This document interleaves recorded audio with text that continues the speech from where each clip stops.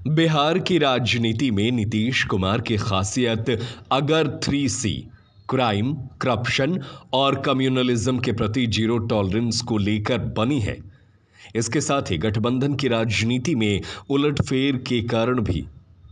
इसलिए खबरों की दुनिया में शायद ही कोई ऐसा नेता होगा जिसके पाला बदलने के नाम पर अखबारों में सुर्खियां पाई हैं। बिहार को एक बार फिर विशेष राज्य का दर्जा नहीं मिला है। ऐसे में एक बार फिर चर्चा तेज हो गई है कि नीतीश कुमार बहुत जल्द इंडिया गठबंधन का दामन थामेंगे। कांग्रेस के एक विधायक ने इस बार इस चर्चा को गति दी है। दरअसल बक्सर के कांग्रेस विधायक संजय तिवारी उर्फ मुन्ना तिवारी का कहना है कि नाराज चल रहे नीतीश कुमार जल्द ही एनडीए का दामन छोड़ेंगे और महागठबंधन में शामिल होंगे। उनकी नाराजगी की बड़ी वजह है उनके ड्रीम प्रोजेक्ट बिहार को विशेष राज्य का दर्जा नहीं मिलना। मुन्ना तिवारी के अनुसार केंद्र सरकार का सीधे सीधे ना कहने के कारण नीतीश कुमार इतने नाराज हो गए हैं कि नीति आयोग की बैठक तक में नहीं गए। दरअसल इस तरह की खबरें उठने के आधार में नीतीश कुमार स्वयं भी हैं। उनके साथ कार्य कर रहे राजनीतिक लोगों का भी पता नहीं चलता है कि किस कारण से नाराज हो जाएंगे और खुश हो जाएंगे।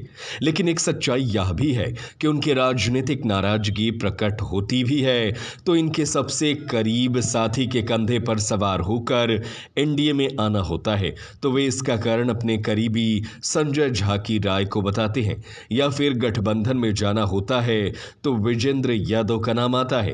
राजनीतिक गलियारों में यह चर्चा है कि नीतीश कुमार राजनीति को अपने इर्द गिर्द रखने के लिए और साथ ही साथ सामने वाले को राजनीतिक हैसियत दिखाने के लिए भी करते हैं।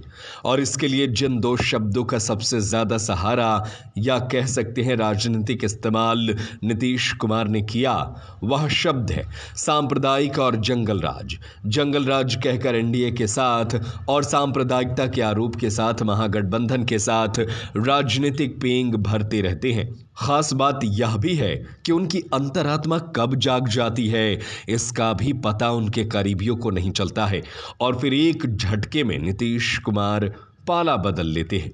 मुख्यमंत्री नीतीश कुमार को लेकर अक्सर गठबंधन बदलने की बात होती है, तो इसकी वजह भी अतीत की घटना पर नजर डालेंगे तो स्थिति स्पष्ट होती दिखेगी।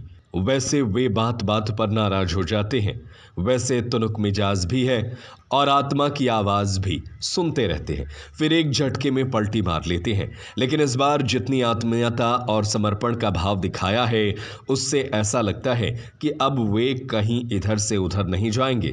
इसके पीछे कारण भी है, उन्हें अब सिर्फ सीएम की कुर्सी नहीं बचानी है बल्कि अपनी पार्टी को भी बचाए रखना है। और उससे भी बड़ी बात है कि उम्र के जिस पड़ाव पर हैं वहां ज्यादा भाग दौड़ की संभावना नहीं है।